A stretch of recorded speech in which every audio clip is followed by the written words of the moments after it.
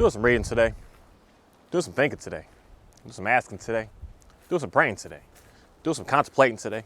It's really put me in a interesting position to be able to start asking some questions that I want to ask more interesting questions. How many of y'all out there want to ask interesting questions? Not just questions of like, is it going to rain? Because clearly those people don't know when it's going to rain and when it's not going to rain. And that's a very unfortunate circumstance and very interesting job to be able to have, because you can be wrong every single day and still get paid really well.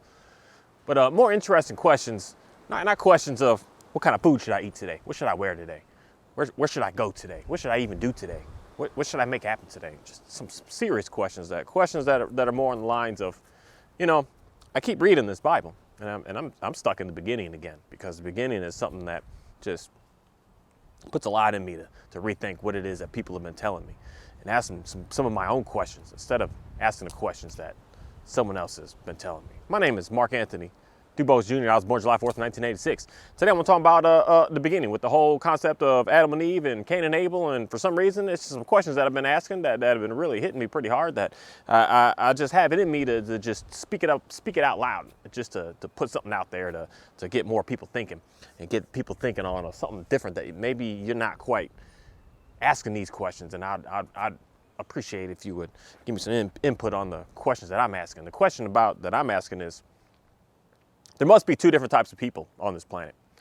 There's God's people, and then there's other people. And I don't know what the other people are from, came from, consisted of, or anything about this situation would say the other people, but there's clearly God's people that God created. And God being a presence of multiples, it's not just like a one being, but it's something that is of many, that created a human being, a human species that we are. A human species that is able to think, able to do, able to have knowing what's right and what's wrong, knowing all that internally, that we don't in reality need a Bible to explain to us of that is wrong and that is not right, that we already have that inside of us, that there's some people that are from God, that God created this species of us. And then there's some other people out there that are just, that are walking around. And I'm going to say simply that they're walking around in the wilderness because that's where they've been found, based on going by the guidelines of what the Bible is stating to us. That every single time that God created has done something wrong, God has pushed us further away from his, say, awesome oasis that we're supposed to be on this planet. That we don't go to heaven, we don't live there, we live on this planet. We are to recreate and make this planet to be an absolutely blessing and an amazing place to be on. And it's something that is very interesting, because every time we do wrong, when Adam and Eve did wrong, he said, nope, you can't be here. I got to put you out here now. And then when Cain did wrong, he even literally said, I'm going to put you in the wilderness. He put him further out there where he knew other people were out there. But God's people, Adam and Eve and Cain and Abel, and at that time, in reality, it was stated, that's it. There was no other people that were involved in what was in, say, God's control of his promised land, I could say. But once that they started to try to do more and more evil, more wrong things, he pushed them further out into the wilderness. And into the wilderness is where other people were, other beings were, where other things are out there that, for me, I don't know, it makes me question, because I do meet people today. Sometimes it's just like, you're not that you're not all the way there, but you don't have a good understanding of knowing, like, compassion and just kindness and loving. Like, you don't know how to explain, you don't know how to display, you don't know anything about that. All you know how to do is just get and take and have and destroy everything around you, just so that you, your own self, can have something and be about something, and not worrying about the person next to you, not worrying about the people that are going to come in the future of you. You're just worried about just, what can I get? What can I have? And I meet many people like that. That must be the people that's in the wilderness, that are going to 100% every single time reject God, because you're not of him. And that kind of sucks in a way. But at the same time, that's just the way that it's set up, that I didn't create it, and I didn't create it. So it is just what it is.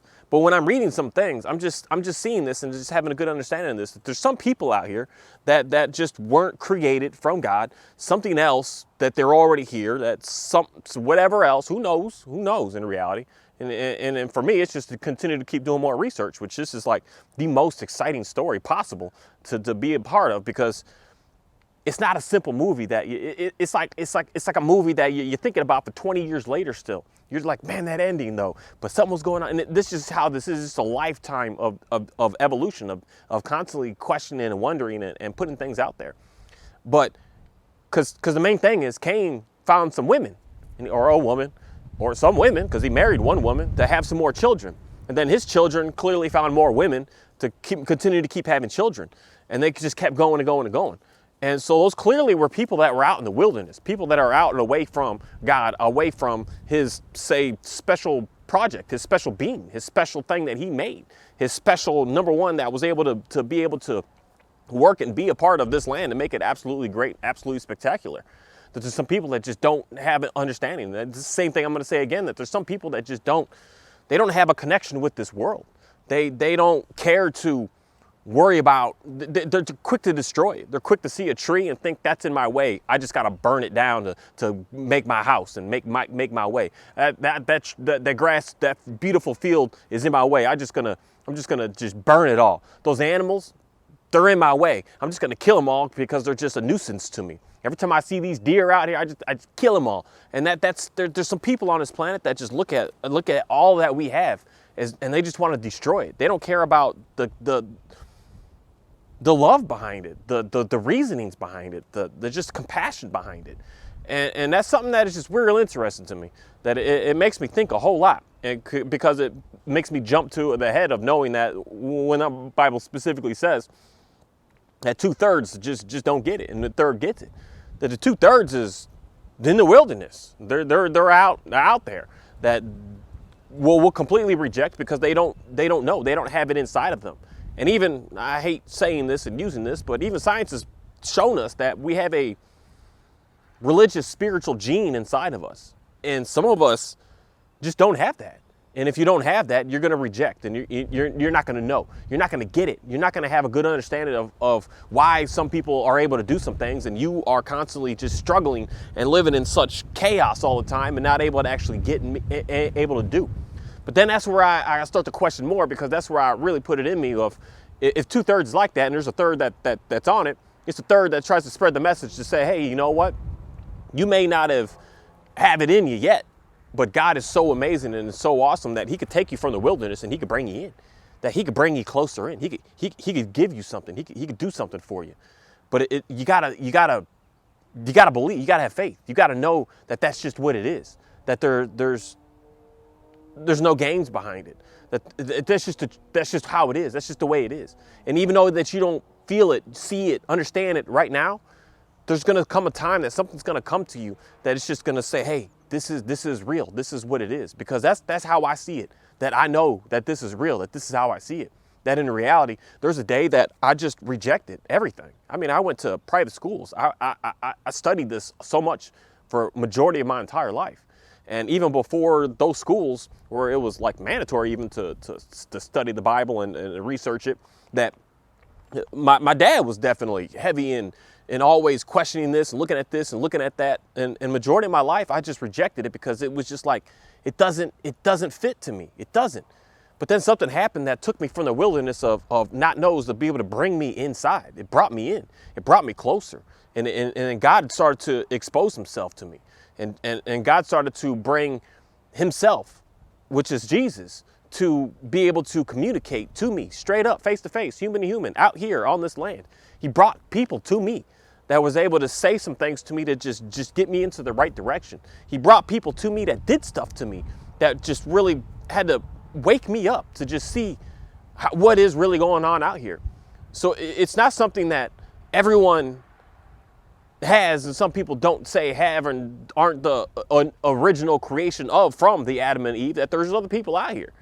But he's able and allowing and is wanting that everyone come in, to everyone to join, everyone to be on the same page, everyone to have a good understanding. And then he's going to basically bring life lessons to you to be able to show you compassion, show you self-control, be able to show you humility, be able to show you all of these things, be able to bring joy to you, be able to bring satisfaction to you, to be able to comfort you. And he's going to be able to bring tests and trials and things and stuff and people and situations to be able to start to show you what that's all about. Instead of you just thinking that you are the creator, you are the one, you are the most greatest being possible. Because with that mind and with that way of being out in the wilderness, you're hurting.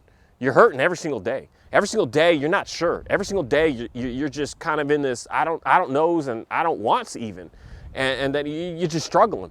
But once you start to get in and you start to allow God to be able to fill you with what it is that you should be as a say, human being. And that may sound weird because a human race is something that is God created. That the people in the wilderness, that when he or they or whatever was working on, they're not that. They don't have the best way I could say it is the emotional set. They're confused. And then God is able to bring that into us, and he's able to evolve us and upgrade us and be able to bring to us something that is just, I don't know, absolutely amazing is the only way that I could say it. With that, man, I just wonder what kind of questions is everyone asking? Or are you just watching what someone says and just listening to that? I listened to four different people talk about Genesis 4 today, and all four were different, and all four were so far different from what it is that I'm reading that I'm like, why did I even listen to that person and just even accept that as information? Because the Bible in there, it doesn't say that Adam and Eve are just having hundreds of kids. It doesn't say that. It even comes to a point to say that they had Seth to replace Cain. She's like, oh, I got another child to replace Cain, or replace Abel. And that's something that is interesting, because if they were having hundreds of kids, then she wouldn't, and that book wouldn't specifically say this child here is basically like I got him back again. I got another chance again, because then they would have said that about the other 500 kids that they already had. So these kids were meeting women, and these kids are meeting women to be able to have more kids. So what I can say is, like, the bloodline starts to get muddy, and it gets muddy where you're half and half. You like your father is of God and your mother is not, and then now you just keep continuing pushing that, and that's where we have just that tiny bit of God-like inside of us that can bring us to be full like what God created in the beginning of Adam and Eve, and he could bring that back to us. He can expose that to us. So it's like one of my dogs out here. He's got like. He's from a Great Pyrenees, but he's something from, who knows, 16, 18, 20 generations ago, from when they started mixing and breeding that specific dog. He got a gene that none of his parents, none of his grandparents, none of his great-grandparents, none of his siblings, nothing of his whole gene from the past 50 years has the look that he has. That he has this blackness to him and this different color to him that's just, it's in them. It's in there. It's in all of us, and it can be exposed and brought out, and it can be brought out at any time when we decide that we want to bring it out. And that's the power of who I know who God is, that he could bring out the amazing, the main stuff is bringing self-control, for one, bringing compassion, humbling us, bringing us real world wisdom, bringing us just so much just love of understanding that there's struggles, but with the struggles, there's great stuff. There's great stuff that goes on. Man, I just want to say thank you. I want to say thank you for being able to allow me to question and to wonder and to keep on being able to piece some things through and to be able to just keep on learning more about what it is that I'm doing on a day-to-day. And going for a walk today that really got me thinking a lot about what it is that I should be thinking about, as opposed to stuff that's just of the world that means nothing. Worrying about cars and worrying about clothes and worrying about haircuts and worrying about women and worrying about money and where I'm going to work and worrying about any of that, but worrying about just enjoying what it is that I do have the chance of being able to do right now, and realizing that I don't need anything more. The more is just cool, awesome, but I don't need it. And it's an amazing thing to be able to go on these walks and be able to be outside, be able to feel this wind, to be able to see the trees and be able to walk within the trees, be able to walk on the rocks and walk on the rocks that used to be covered by water, and just having that experience, it does something to you. And that's something that I recommend 100% of people, that if you hurt and struggling and don't know, go somewhere and be somewhere and do something all by yourself even. You don't need to bring a whole crew of people with you to get into your thoughts Just go out there in silence. You don't need no headphones, no music. You don't need no videos. You just need just silence and listening to what's out here, because it's interesting. Like the wind that you can't see, but you sure can hear it. You can hear it, and it makes different sounds, and it makes different sounds as it bounces off of different stuff. And when you start to get in tune with that, you start to ask some questions, and it starts to make you think more and think a lot. And that's something that I want to start being able to do, and starting to get you to think more about what it is that you've heard. Think more about coming up with your life story instead of listening to what someone else's life story has to say. Because if it is true, because it is true, it's straight stated. If there's people that are on the wilderness that don't know God, and you're listening to information from them, and they don't have a good understanding of knowing anything of God, but yet they're trying to teach you that, what are they actually teaching you? What are they actually doing? Thank you.